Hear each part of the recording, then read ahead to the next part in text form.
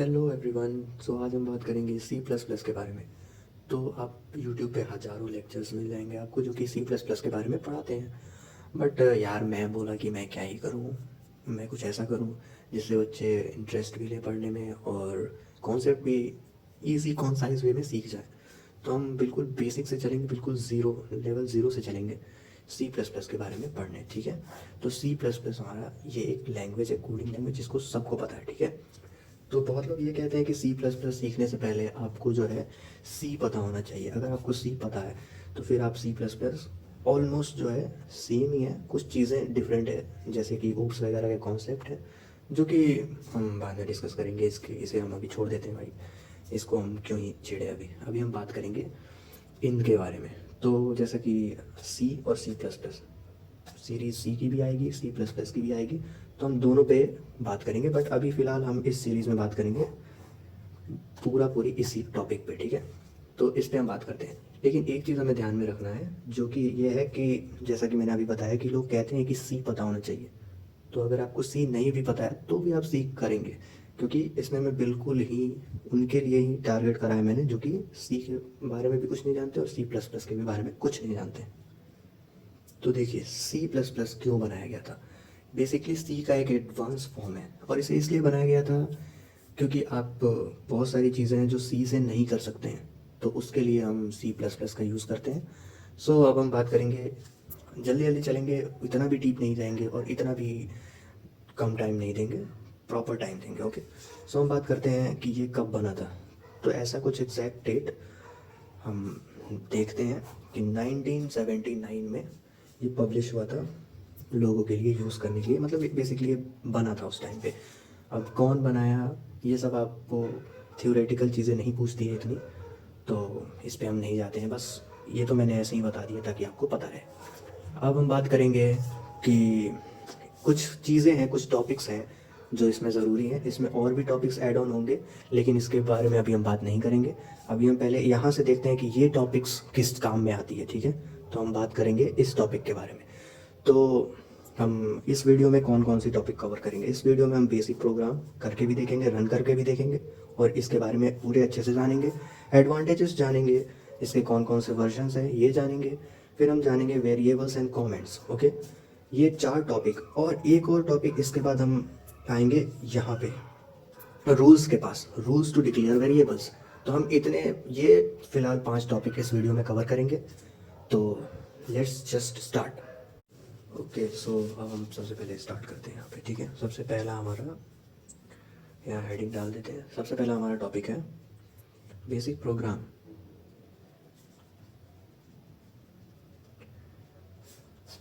तो basic programme अब हम यहाँ से लिखना स्टार्ट करते हैं। तो सबसे पहले अगर आप कुछ नहीं जानते हैं सी अगर आपको पता है तो आपके लिए थोड़ा आसान भी रहेगा, अगर नहीं भी पता है तो मैं फिर भी आपके लिए इसे सबसे आसान तरीके में बताऊंगा। तो सबसे पहले यहाँ पे हम यूज़ करेंगे हैज़ इंक्लूड। ओके। अब हैज़ इंक्लूड क्यों यूज़ होता है, ठीक है, एक एक स्टेप करते जाएंगे, बताते जाएंगे, करते जाएंगे, बताते जाएंगे। हैज़ इंक्लूड क्यों यूज़ करते हैं हम। तो ये क्या होता है, ये होता है एक प्री प्रोसेसर डायरेक्टिव। ओके। ये क्या करता है, इसका काम यही होता है कि ये कोड को कंपाइलेशन के पहले ही ऐड कर देता है। ठीक है। तो अब आप सारे लाइंस ऑफ कोड नहीं लिख सकते हैं। ठीक है। तो ये कुछ प्री रिटन कोड्स होते हैं, इसको सिर्फ वो इंक्लूड करने के काम में आता है। सो इसे हम बोलते हैं प्री प्रोसेसर डायरेक्टिव। ओके। सो अब आगे बढ़ते हैं। आगे है हमारा, सॉरी,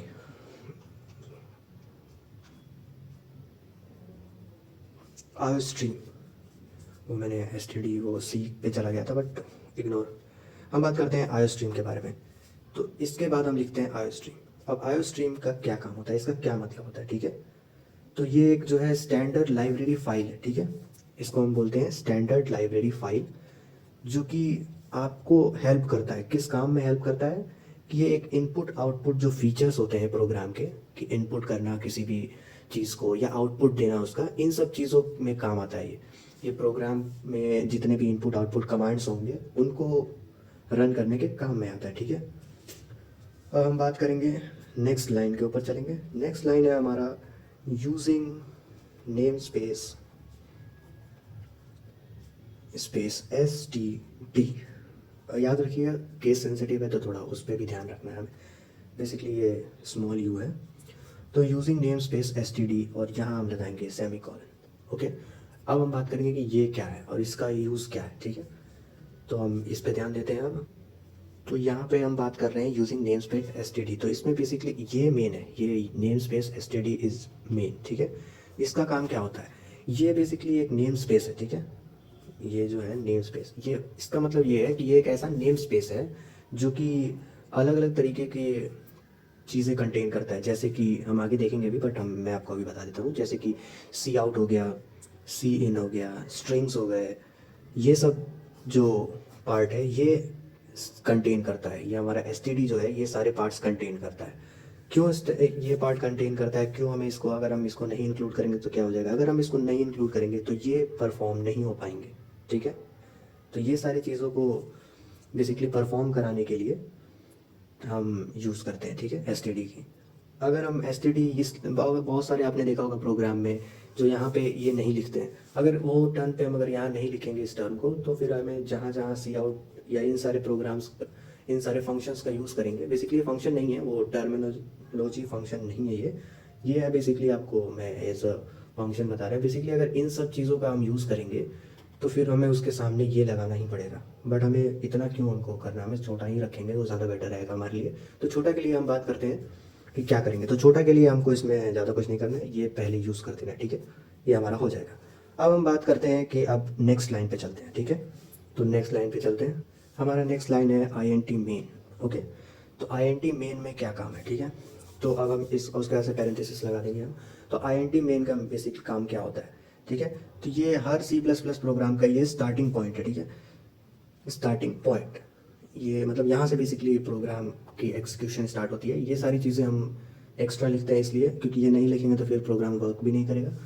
तो अब हम बात करते हैं कि अब इसके बाद क्या होता है। ठीक है, तो अब बेसिकली स्टार्टिंग पॉइंट भी है और इसका एक और काम ये है कि जहाँ से एक्सिक्यूट होता है प्रोग्राम, वो मेन फंक्शन से, मतलब मेन के बाद से वो प्रोग्राम एक्सिक्यूट होना स्टार्ट होगा। ठीक है, तो हम बात करते हैं नेक्स्ट, हम इसके बाद क्या आता है। ठीक है, तो इसके बाद हम क्या लिख सकते हैं। तो इतना लिखने के बाद हमें कर्ली ब्रेसेस ओपन करेंगे। आप यहाँ भी ओपन कर सकते हैं, आप यहाँ भी ओपन कर सकते हैं, बट एज मैं यहाँ पे ओपन कर देता हूँ।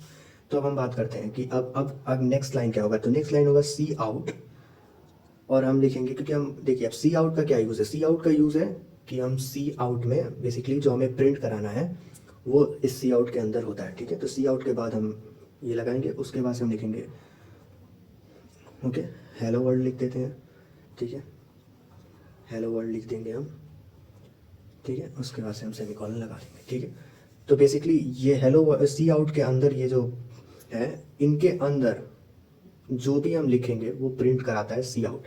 सी आउट जो है प्रिंट कराने के काम में आता है। ठीक है, तो हम जान गए कि सी आउट क्या काम करता है। ठीक है, प्रिंट कराने के काम में आता है। तो जैसे हम प्रिंट बेसिकली क्या कराना चाहते हैं, हेलो वर्ल्ड। ठीक है, तो अगर हम इन्वर्टेड कॉमा के अंदर लिखें, डबल इन्वर्टेड कॉमा के अंदर, तो वो चीज़ें वो प्रिंट करेगा। ठीक है, अब हम बात करते हैं नेक्स्ट लाइन पे चलते हैं। तो नेक्स्ट लाइन हमारा क्या हो जाएगा, वो होगा हमारा रिटर्न ज़ीरो। ठीक है, अब रिटर्न ज़ीरो का क्या काम है। तो रिटर्न ज़ीरो का बेसिक मतलब यही होता है कि क्या कहते हैं, ये जो भी हमने बीच में करा ये सबसे लास्ट में लिखते हैं। बहुत लोग बोलेंगे कि अगर इसे नहीं भी लिखेंगे तो भी प्रोग्राम रन हो जाएगा, बट जो ही इग्नोर करना, एक लाइन तो है। ठीक है, तो अगर हम इसका बेसिक काम क्या होता है कि ये सारे जितने भी अंदर प्रोग्राम हुए हैं बेसिकली ये ज़ीरो सेंड कर देता है हमारे ऑपरेटिंग सिस्टम को। ठीक है, इसका मतलब आप ये समझ लीजिए कि इसको हम क्या कह सकते हैं कि प्रोग्राम जो है सक्सेसफुली कंपाइल हो चुका है। बेसिकली प्रोग्राम का जो टास्क है वो कंप्लीट हो चुका है। तो एक सिग्नल की तरह, एक मैसेज की तरफ है कि कंप्लीटेड सक्सेसफुली। ठीक है, तो ये हमारा हो गया इसका काम। ठीक है, इसके बाद हम क्या लिखेंगे कि हमारा कर्ली ब्रेसेस बंद कर देंगे। तो हमने कर्ली ब्रेसेस बंद कर दिया, तो ये हमारा हो गया बेसिक प्रोग्राम कंप्लीट। ठीक है, तो अब हम एक बार और रिकॉल कर लेते हैं कि हमने क्या सीखा। तो बेसिक प्रोग्राम में हमने ये सीखा कि हैज़ इंक्लूड का काम क्या होता है। ये होता है pre processor directive. Okay, pre processor directive होता है। और आईओ स्ट्रीम के बारे में हमने क्या सीखा, ये एक स्टैंडर्ड लाइब्रेरी होता है। लाइब्रेरी होता है जो कि इनपुट और आउटपुट फंक्शन को यूज़ करने के लिए हमें अलाउ करता है, ठीक है। फिर हमने नेम स्पेस एसटीडी का भी मतलब समझ लिया कि इन चीज़ों को यूज़ करने के लिए हमें एसटीडी लगाना पड़ेगा। उसके बाद हमने इंट मेन का भी देखा कि ये स्टार्टिंग पॉइंट है और मेन के अंदर की जो जितनी भी कोडिंग लाइब्रेरीज है उसे इंक्लूड करने के काम में आता है। बेसिकली जित यहाँ से ही एक्सिक्यूशन स्टार्ट होती है कोड की। फिर सी आउट बेसिकली प्रिंट कराने के काम में आता है। तो सी आउट के अंदर जो भी हम लिखेंगे उससे वो चीज़ें प्रिंट हो जाएगी। रिटर्न ज़ीरो से ये एक सिग्नल देता है कि हमारा प्रोग्राम कंप्लीट हो चुका है, ठीक है। अब हम इसको VS कोड में चल के एक बार चेक करते हैं रन करके, फिर नेक्स्ट टॉपिक पे चलेंगे। देखते हैं हमारा बेसिक प्रोग्राम, ठीक है। तो हम यहाँ पे आ चुके हैं अपने VS कोड में। तो यहाँ पे हमने एक फाइल बना लिया है जो कि नाम रखा है 01 start .cpp। .cpp आपको लगाना ही पड़ेगा क्योंकि ये लगाने से ही आपका जो VS कोड है वो C++ के लिए फाइल क्रिएट करेगा, ठीक है। और इसमें मेरे पास तो काफ़ी सारे यहाँ पे फाइल्स हैं, आप देख सकते हैं ये, बट इसकी हम बात करेंगे बाद में। पहले हम बात करते हैं हमारे बेसिक प्रोग्राम की। तो बेसिक प्रोग्राम में जैसे मैंने आपको बताया वीडियो में, वही करना है हमें। वो सारे प्रोग्राम हम यहाँ पे लिख देंगे, ठीक है। सो लिखेंगे हम यूजिंग नेम स्पेस। यहाँ पे आप देख रहे हैं मैंने गैप दिया है, बट यहाँ जो है गैप अलाउड नहीं है। मैंने आपको पहले भी बताया है कि हर जगह जो है आप कहीं भी गैप ऐसे स्पेस बार यूज़ नहीं कर सकते हैं, ठीक है। तो ये हो गया हमारा using name space STD, okay. ये हमारा स्टैंडर्ड हो गया। तो हम अब आएंगे अब नेक्स्ट लाइन। तो नेक्स्ट लाइन हमारा क्या था, इंट मेन, और उसके बाद से हमने ऐड करे थे पेरेंथेसिस, ओके। और अब आप यहाँ पे भी कर्ली ब्रेसेस ओपन कर सकते हैं या फिर आप नेक्स्ट लाइन में भी कर सकते हैं, बट हम यहीं पे करते हैं, ठीक है। तो अब हमारा नेक्स्ट लाइन था सी आउट। उसके बाद से हम लिखेंगे हेलो वर्ल्ड, ओके।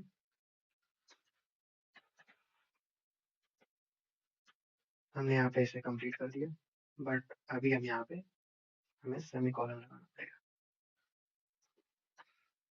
अब हमारा ये प्रोग्राम हमारे लास्ट लाइन का वेट करेगा जो कि है रिटर्न 0। जो मैंने बोला था कि अगर आप इसे नहीं भी लगाएंगे तो भी कंपाइल हो जाएगा, ठीक है। बट एक लगा के और नहीं लगा के दोनों हम करके आपको बताऊंगा, ठीक है। तो ये हमने ये कर दिया, अब हम इसे रन करते हैं। तो हम देखते हैं कि हमारा आउटपुट क्या आता है।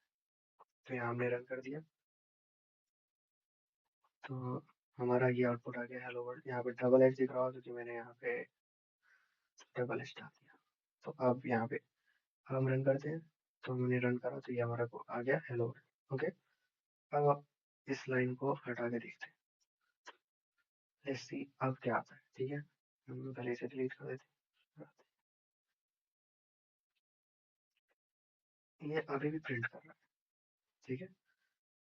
तो दोनों ही चल जाएगा, आपके ऊपर है आप। बट आप एक ही लाइन जो है रिटर्न 0 लिख ही देंगे तो क्या ही हो जाएगा, ठीक है। तो ये हमारा हो गया बेसिक प्रोग्राम। तो आप चलते हैं नेक्स्ट टॉपिक पे। ओके, तो अब हमारा पहला पार्ट कंप्लीट हो चुका है जो कि है बेसिक प्रोग्राम, ठीक है। अब हम बात करते हैं नेक्स्ट पार्ट के लिए जो कि है एडवांटेजेस। तो अब एडवांटेजेस क्या क्या है हमारे C++ के, ठीक है। तो सेकंड पार्ट है हमारा एडवांटेजेस, ओके। तो हम बात करते हैं पहले एडवांटेज के बारे में। तो जितने भी ये प्रोग्राम्स हैं एज़ कम्पेयर टू सी, ये उससे फास्ट होता है, ठीक है। ये एक फास्ट प्रोग्राम है। उसके बाद से हम बात करेंगे नेक्स्ट पार्ट पे। तो सेकंड पॉइंट है कि control over system, okay. Control over system,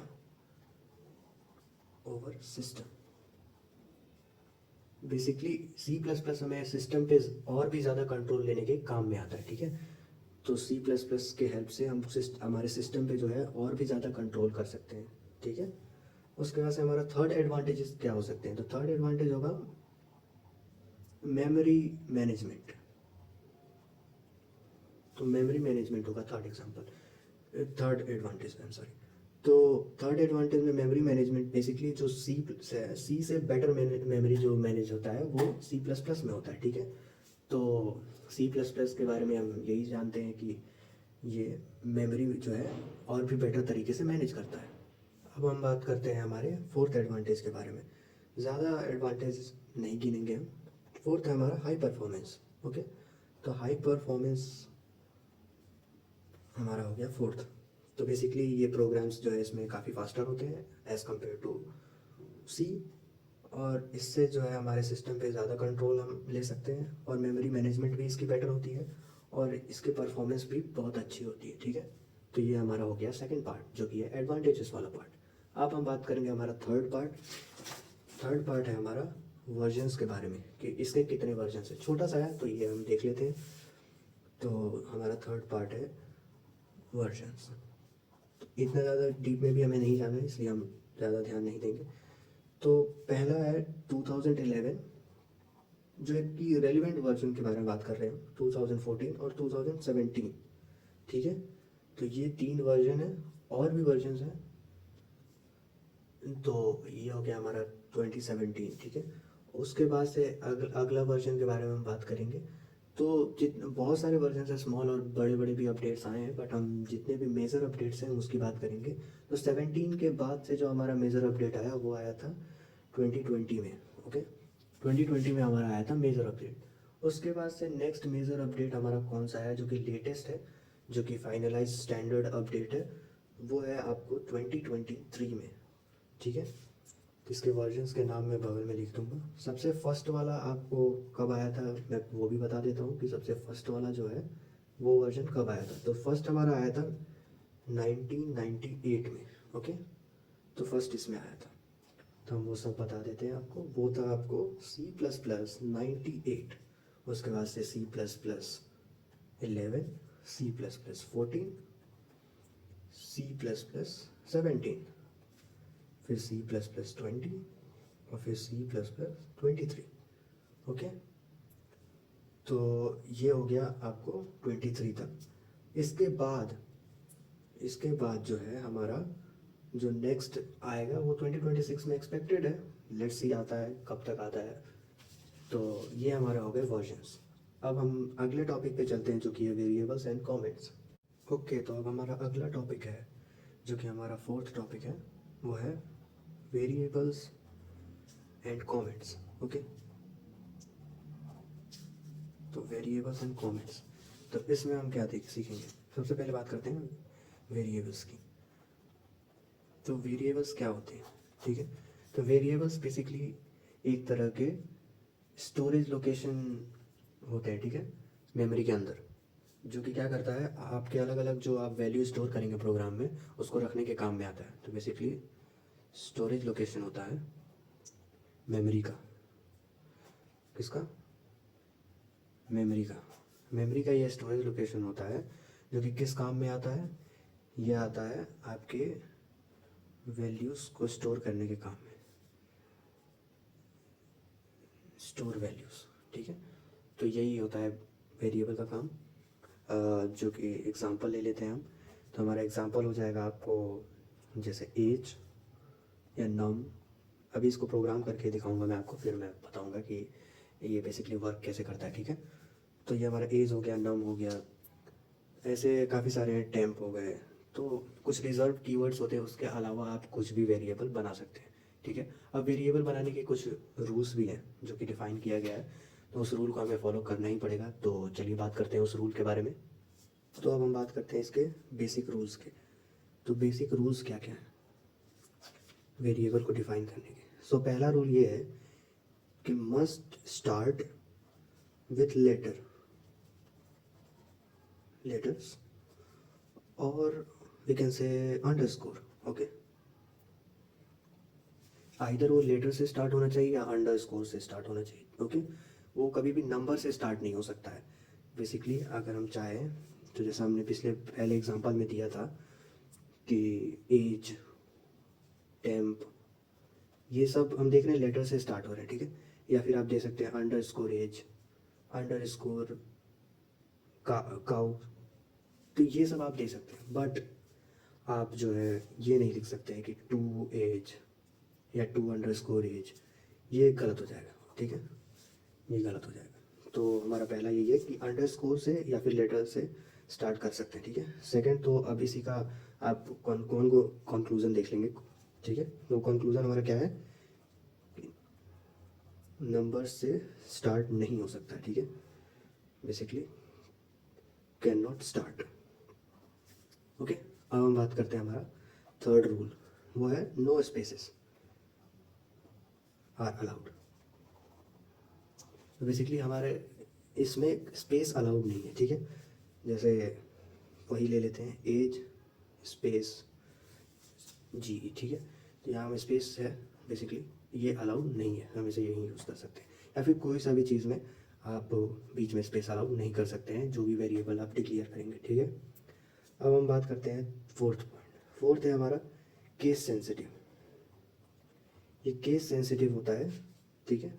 अब case sensitive in the sense हम क्या बात कर रहे हैं, केस सेंसिटिव मतलब हो गया कि जैसे अगर हम एज डिक्लेयर किए हैं वेरिएबल हमारे प्रोग्राम में, तो अगर हम दूसरा जगह हम इसको यूज़ करते हैं, यानी कि कैपिटल ए स्मॉल ए, तो इसका मीनिंग अलग होगा और इसका बेसिकली ये अलग डिक्लेयर होगा, ये अलग डिक्लेयर होगा। अगर हम इसे डिक्लेयर किए हैं 16, ठीक है, तो इस एज को हम कुछ और डिक्लेयर कर सकते हैं, 17, 18, 19। ये बेसिकली इसका डिक्लेरेशन अलग हो गया, इसका डिक्लेरेशन अलग हो गया, ठीक है। यही होता है, ठीक है। तो अब हम बात करते हैं नेक्स्ट। हमारा नेक्स्ट क्या है, जो कि हमारा फिफ्थ है, कैन नॉट यूज़ कीवर्ड्स।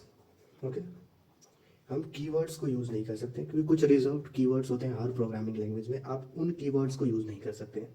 जैसे इंट, फ्लोट, हम बात करेंगे कि ये इंट फ्लोट क्या होता है, फॉर, वाइल, इन सब को हम नहीं यूज़ कर सकते क्योंकि ये एक रिजर्व्ड कीवर्ड्स है। तो अब हम इन्हें नहीं यूज़ कर सकते हैं। तो यही कुछ बेसिक रूल्स है, ठीक है। यही कुछ बेसिक रूल्स हैं हमारे, जो कि एक वेरिएबल डिफाइन करने में काम आते हैं, ठीक है। तो अब हम बढ़ते हैं कमेंट्स के ऊपर। हम कमेंट्स के बारे में भी देखेंगे, उसके बाद हम इसके एक प्रोग्राम भी देखेंगे। ओके, सो अब हम कमेंट्स की बात करते हैं। ओके, तो यहाँ पे अब हम आ चुके हैं नेक्स्ट प्रोग्राम पे, जो कि है हमारा वेरिएबल्स। ठीक है, तो वेरिएबल्स के लिए भी हम एक प्रोग्राम लिखते हैं। तो जैसा कि मैंने बेसिक प्रोग्राम में बताया था, वो सारे पॉइंट्स हमें लिखने पड़ेंगे। तो आप जो है VS कोड यूज करने के फायदे बहुत सारे हैं, जैसे कि हम इसमें बॉयलर प्लेट बना के रख सकते हैं हर लैंग्वेज का, जो कि उसका एक स्टार्टिंग पॉइंट होता है। ठीक है, तो जैसे मैंने इसमें बना के रखा है ऑलरेडी बॉयलर प्लेट, जो कि CPP नाम से मैंने बना रखा है। इस आपके में नहीं होगा क्योंकि आपने नहीं बनाया है। तो मैं जैसे ही CPP लिख के एंटर करूंगा, तो मेरे पास ही इसके जो बेसिक फॉर्मेट है वो आ जाएगा। ठीक है, अगर तुम्हें भी सीखना है कि कैसे ये मैंने बनाया है बॉयलरप्लेट, तो कमेंट सेक्शन में जरूर बताना, मैं सिखाऊंगा। उसके लिए भी एक वीडियो बनाऊंगा, मैं सिखाऊंगा कि कैसे करेंगे। ठीक है, तो अब हम बात करते हैं कि इसमें वेरिएबल्स का क्या प्रोग्राम लिखेंगे। ठीक है, तो जैसे कि हमने ये बेसिक लिख दिया, अब हम लिखते हैं इंट एज। ओके, अब देखो एक बात और, अब ये इंट क्या है, और भी मैं कुछ कुछ कीवर्ड्स यूज करूंगा, वो मैं बताते चलूंगा, बट अभी इंट के बारे में उतना डीप में नहीं जाएंगे, वो अगले लेक्चर्स में बात करेंगे। ठीक है, अभी हम पहले ये हमारा जो एज हमने बनाया है, ये है हमारा वेरिएबल। ठीक है, एज नाम का वेरिएबल। आप यहाँ पे नम नाम का भी वेरिएबल बना सकते थे। ठीक है, तो पहले वो रूल्स भी हम चेक करेंगे, बट एक बार पहले प्रोग्राम लिख लेते हैं, फिर चेक करते हैं रूल्स के बारे में। ठीक है, तो जैसे एज हम डाल देते हैं 24, फिर हमने सेमी कॉलन लगा दिया। अब हम नेक्स्ट लाइन पे चल के इसे प्रिंट कराते हैं, सी आउट।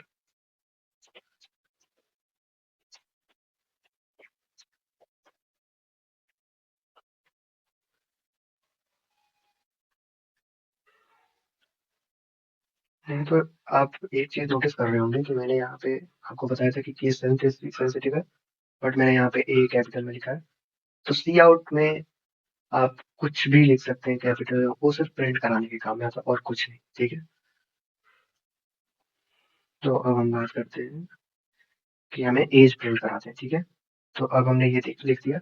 अब हम एज प्रिंट कराने के लिए यहाँ, अब ये चीज जो है हमने लिखा है AGE और कॉलन, तो ये लिख के आएगा। अब हम एज कैसे प्रिंट कराएंगे, तो हम फिर से लगाएंगे, उसके बाद हम प्रिंट करेंगे एज, जो कि हमने ऑलरेडी डिफाइन करा है। ये दिखा रहा है हमारा एज ऑलरेडी डिफाइंड है। ठीक है, जो कि 24 है। तो ये लिखेंगे, उसके बाद से हम लिखेंगे, फिर से हम ये लगा देंगे, और यहाँ पे हम हमारा जो है एज प्रिंट हो जाएगा। ठीक है, तो अभी हम ये नहीं लगाते हैं, ये हम लगा देंगे यहाँ पे कॉलन। ठीक है, तो ये हमारा लग गया, अब हम इसे प्रिंट करके देखते हैं। तो हम जब इसे प्रिंट करेंगे तो हम देखेंगे यहाँ a is equal to 24 print करके आ चुका है, ठीक है। तो ये हमारा था वेरिएबल का प्रोग्राम। अब हम थोड़ा एक बार वेरीफाई कर लेते हैं रूल्स। केस सेंसिटिव है, तो अगर मैं यहाँ पे इसे कैपिटल ए लिख दूँ, ठीक है, तो अब देखिए जब हमने कैपिटल ए लिखा तो यहाँ पे ये एरर आ रहा है। अगर मैं इसे रन करूंगा तो ये एरर आएगा। और एरर क्या है, age was not declared. Basically age जो है डिफाइंड ही नहीं है, ठीक है, क्योंकि ये कैपिटल ए लिख दिया है मैंने, ठीक है। अब हम बात करते हैं कि क्या हम इसमें स्पेस दे सकते हैं। हमने स्पेस दे दिया तो ये देखिए फिर से एरर आ रहा है। तो अगर मैं यहाँ पे भी स्पेस दे देता हूँ तो भी एरर आ रहा है, ठीक है। तो भी मैं अगर प्रिंट करूंगा तो भी इसमें एरर आएगा कि ये अलग हो गया, वो अलग हो गया, डिक्लेयर नहीं है, वगैरह वगैरह, ठीक है। तो हमने अब ये भी ट्राई कर लिया। अब हम देखते हैं कि क्या ये नंबर से स्टार्ट होगा, ठीक है। ये फिर से एरर आ रहा है क्योंकि हम नंबर से स्टार्ट नहीं कर सकते, ठीक है। ओके, तो लेकिन क्या ये अंडरस्कोर से हो सकता है? तो हम वो भी करके एक बार चेक कर लेते हैं कि क्या ये अंडरस्कोर से हो सकता है कि नहीं। तो ये हमने अंडरस्कोर डाला, यहाँ एरर आ रहा है, हम यहाँ पे भी डाल देंगे तो ये एरर नहीं आ रहा है। और अगर मैं इसे डिलीट करके अगर इसे रन कर दूं, तो देखिए यहाँ पे ये रन हो गया और यहाँ पे कोई एरर नहीं आया। तो ये हमने वेरीफाई कर लिया, ठीक है। तो ये था हमारा वेरिएबल्स का कोड। तो चलते हैं नेक्स्ट टॉपिक पे। अब हम बात कर रहे हैं हमारा कमेंट्स के बारे में, ठीक है। तो जो हमारा सेकंड पार्ट है, कमेंट्स। कमेंट्स का बेसिकली काम क्या है हमारा, ठीक है। तो कमेंट्स, अब अगर हम डेफिनेशन के पास जाएंगे तो कमेंट्स का डेफिनेशन हमारा हो जाएगा कि comments are the notes which are written inside code, but वो एक तरह से नोट्स का काम करता है ये, ठीक है। ये नोट्स है रिटन इनसाइड कोड्स। जो हमारा लाइन ऑफ कोड होगा उसके बीच में आप एक तरह से एज अ नोट्स इसको लिख सकते हैं, but ignored by the compiler. Basically ये कंपाइलर को इग्नोर कर, कंपाइलर जो है वो इसे इग्नोर कर देता है, ठीक है।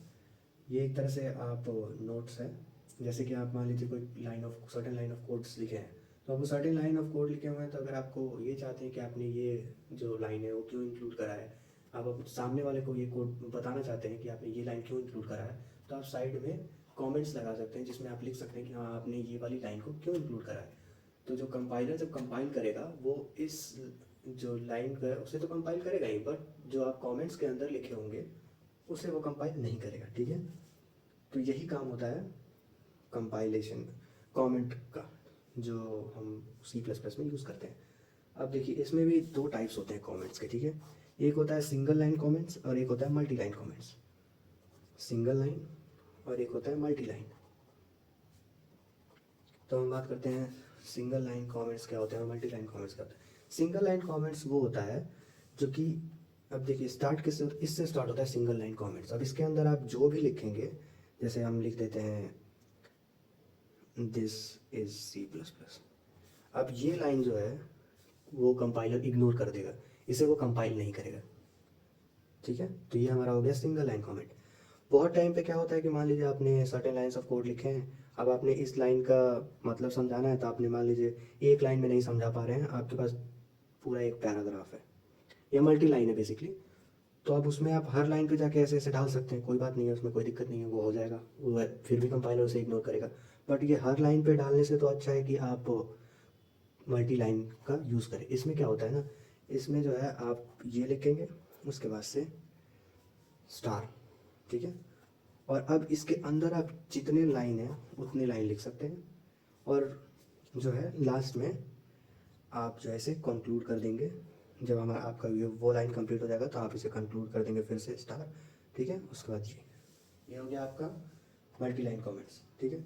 तो क्या अब आपके माइंड में क्वेश्चन आ रहा होगा कि मल्टी लाइन कमेंट्स जो है हम एक सिंगल लाइन के लिए यूज़ कर सकते हैं? बिल्कुल कर सकते हैं, बट फिर वही बात है ना, जैसे आप ये हर लाइन पे जाके नहीं लगा सकते, तो ये भी इतना स्टाइल क्यों मारना है, बेसिकली स्टाइल क्यों ही मारना है। सिंगल लाइन के लिए अलग है, मल्टी लाइन के लिए अलग है। तो हम यही नहीं यूज़ करेंगे जो जाएंगे इधर उधर। ठीक है, तो ये हमारा आज का वीडियो की टॉपिक्स हो गई। हमने बेसिक प्रोग्राम देख लिया, हमने एडवांटेजेस देख लिया, हमने वर्जन्स देख लिए, हमने वेरिएबल्स एंड कमेंट और इसके रूल्स भी देख लिए। ठीक है, अब हम एक बार वेरिएबल एंड कमेंट्स के प्रोग्राम देख लेते हैं, फिर हम मिलते हैं नेक्स्ट पार्ट में जो कि नेक्स्ट वीडियो में होगा। ओके, तो let us talk about comments कि कमेंट्स कैसे यूज करते हैं। तो कमेंट का भी मैंने एक फोल्डर बना लिया है, बट मैं आपको इसी में समझा देता हूँ, वेरिएबल्स में ही। तो कमेंट बेसिकली हमने क्या बताया था मैंने आपको, कि कमेंट वाले में जो लाइन होती है वो कंपाइलर टोटली इग्नोर कर देता है। ठीक है, तो जैसे कि हम हमारा प्रोग्राम, इसे मैं एक बार रन करके दिखा देता हूँ।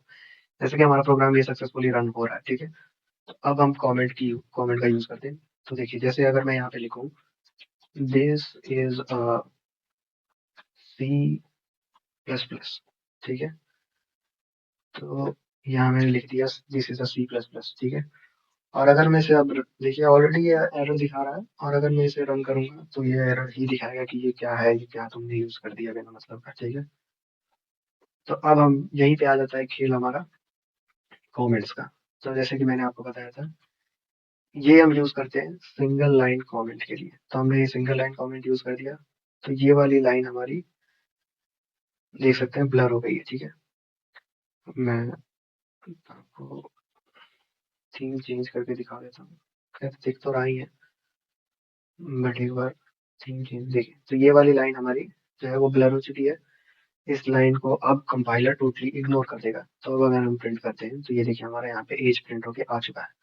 बेसिकली कमेंट वाली लाइन इग्नोर हो गई। ठीक है, अब आते हैं मल्टी लाइन कमेंट्स में। ठीक है, तो जैसे अगर हमें मल्टीपल लाइंस लिखने हैं, जैसे दिस इज दिस इज, यहाँ रिजर्व्ड कीवर्ड्स के section, this is a code. ठीक है, ये हमने लिख दिया। अब हम इसे रन करते हैं, तो ये फिर से एरर आ रहा है कि दिस क्या है, दिस क्या है, कोड क्या है। ठीक है, अब हम यहाँ पे मल्टी लाइन कमेंट्स यूज करके देखते हैं। तो जैसे कि मैंने आपको बताया था, ये हमने यूज कर दिया मल्टी लाइन कमेंट्स। अब भी एरर है क्योंकि हमने मल्टी लाइन कमेंट्स बंद नहीं करा, तो ये सारे लाइंस इग्नोर हो जाएंगे।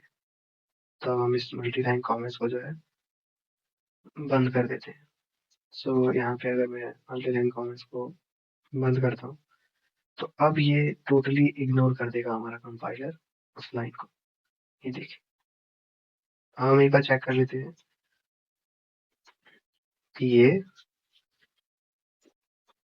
अगर मैं सिंगल लाइन कमेंट को सारे में लिखूं, ठीक है,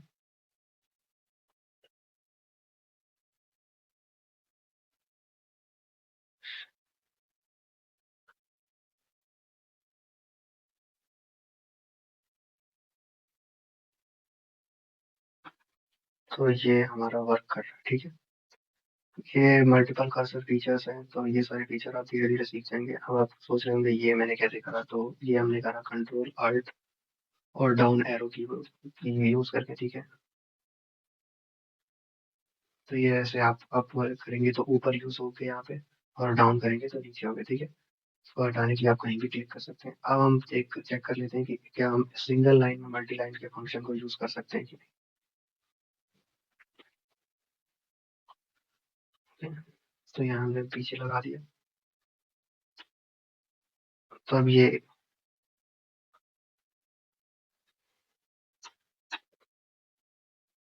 बिल्कुल यूज कर सकते हैं। ठीक है, तो ये था हमारा कमेंट फीचर। तो ये हमारा यहाँ पे लेक्चर 1 कंक्लूड होता है। अब मिलता हूँ मैं आपसे नेक्स्ट लेक्चर में, लेक्चर नंबर 2। ठीक है, आपको इसमें कोई भी डाउट होगा, कुछ भी होगा, तो आप कमेंट सेक्शन में पूछ सकते हैं। और वीडियो को लाइक जरूर करिएगा, शेयर जरूर कीजिएगा, और हाँ, अगर आपकी कोई सजेशन होंगे आप वो भी बता सकते हैं मुझे कमेंट सेक्शन में।